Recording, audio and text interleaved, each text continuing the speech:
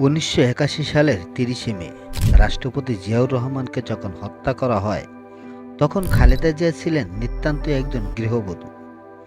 ২ শিশু সন্তানকে নিয়ে তখন ঢাকার সেনানিবাসে অবস্থান করছিলেন খালেদা জিয়া। রাজনৈতিক দল হিসেবে বিএনপি তখন বিপর্যস্ত এবং দিশেহারা। জিয়াউর রহমান পরবর্তী দলের হাল কে ধরবেন সেটি নিয়ে নানা আলোচনা চলতে থাকে।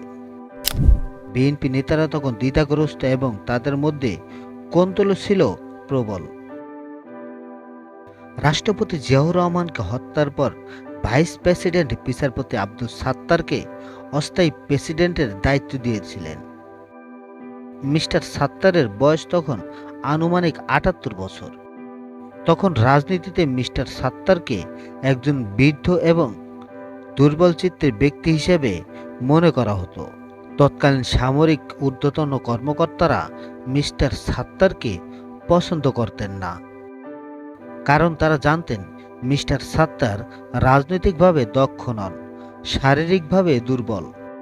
তখন দলের একটি অংশ চেয়েছিল কাউন্সিলের মাধ্যমে নেতৃত্বের কাঠামো ঠিক করা হবে, কিন্তু অপর একটি অংশ, যারা রাষ্ট্রপতি আব্দুস সাত্তারের সরকারের ছিলেন, তারা সেটির বিরোধিতা করেন। প্রয়াত বিএনপি নেতা মওদুদ আহমেদ তার চলমান ইতিহাস জীবনের কিছু সময় কিছু কথা বইতে লিখেছেন। সামরিক এবং শাসক চক্রের জন্য সবচেয়ে বড় ভয় ছিল খালেদা জিয়াকে নিয়ে, কারণ প্রেসিডেন্ট পদপ্রার্থী হবার জন্য খালেদা জিয়াই সে সময় সবচেয়ে শক্তিশালী ব্যক্তি হতে পারতেন। কিন্তু তড়িঘড়ি করে প্রেসিডেন্ট পদের জন্য আব্দুস সাত্তারের মনোনয়ন চূড়ান্ত করা হলো। তৎকালীন সেনাপ্রধান জেনারেল এইচ.এম. এরশাদ চেয়েছিলেন মিস্টার সাত্তার প্রেসিডেন্ট হোক। বিষয়টি নিয়ে তখনকার বিএনপিতে মতভেদ দেখা দেয়, কিন্তু তাতেও লাভ হয়নি। শেষ পর্যন্ত সেনাপ্রধানের ইচ্ছে অনুযায়ী কাজ হয়েছে। মওদুদ আহমেদ লিখেছেন, বেগম জিয়া যদি প্রতিদ্বন্দ্বী হতে চাইতেন তাহলে অন্য কারো প্রার্থী হওয়ার তখন আর প্রশ্ন উঠত না। জিয়াউর রহমান যখন রাষ্ট্র ক্ষমতায় ছিলেন তখন খালেদা জিয়াকে প্রকাশ্যে খুব একটা দেখা যেত না। খালেদা জিয়া যখন রাজনীতিতে আসেন সেটা অনেককে চমকে দিয়েছিল।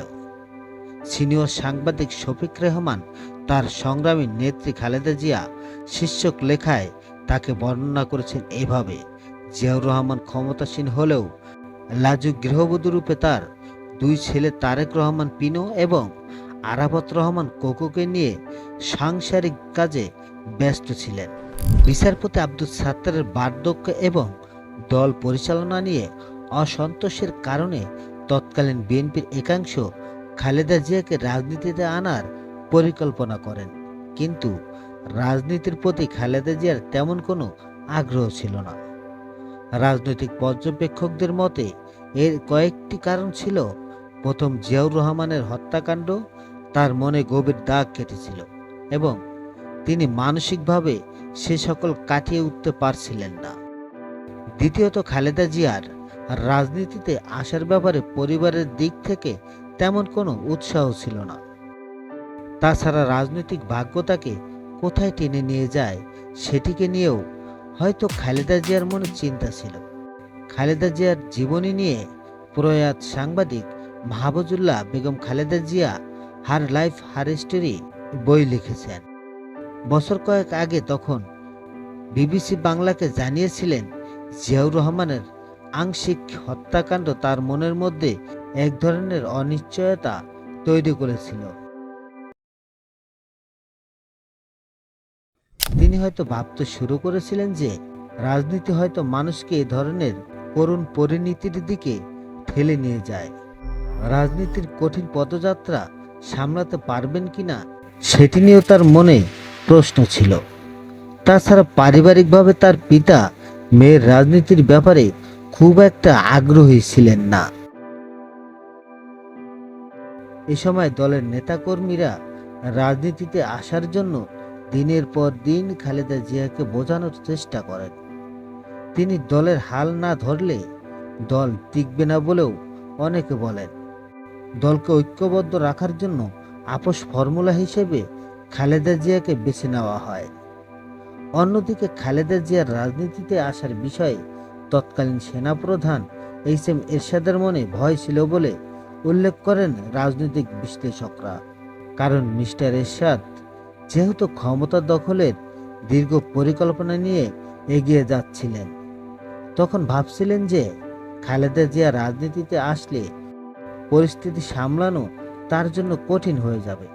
সাংবাদিক মাহবুবুল্লাহ 2019 সালের শুরুর দিকে বিবিসি বাংলাকে বলেন, খালেদা জিয়াকে রাজনীতিতে আসার ব্যাপারে গুরুত্বপূর্ণ ভূমিকা রেখেছিলেন কর্নেল অবসরপ্রাপ্ত আকবর হোসেন এবং সাবেক সামরিক কর্মকর্তা নুরুল ইসলাম শিশু এবং একিউএম বদরুদ্দোজা চৌধুরী। এছাড়া নজরুল ইসলাম খান এবং জমির উদ্দিন সরকারের ভূমিকাও গুরুত্বপূর্ণ ছিল বলে উল্লেখ করেন মাহফুজুল্লাহ। কর্নেল অবসরপ্রাপ্ত আকবর হোসেন পরবর্তীতে বিএনপি সরকারের মন্ত্রী হয়েছিলেন। নজরুল ইসলাম শিশু ছিলেন প্রেসিডেন্ট জিয়াউর রহমানের সবচেয়ে ঘনিষ্ঠ সহচর। এছাড়া একিউএম বদরুদ্দোজা চৌধুরী পরবর্তীতে বিএনপি সরকারের মন্ত্রী এবং বাংলাদেশের রাষ্ট্রপতি হয়েছেন।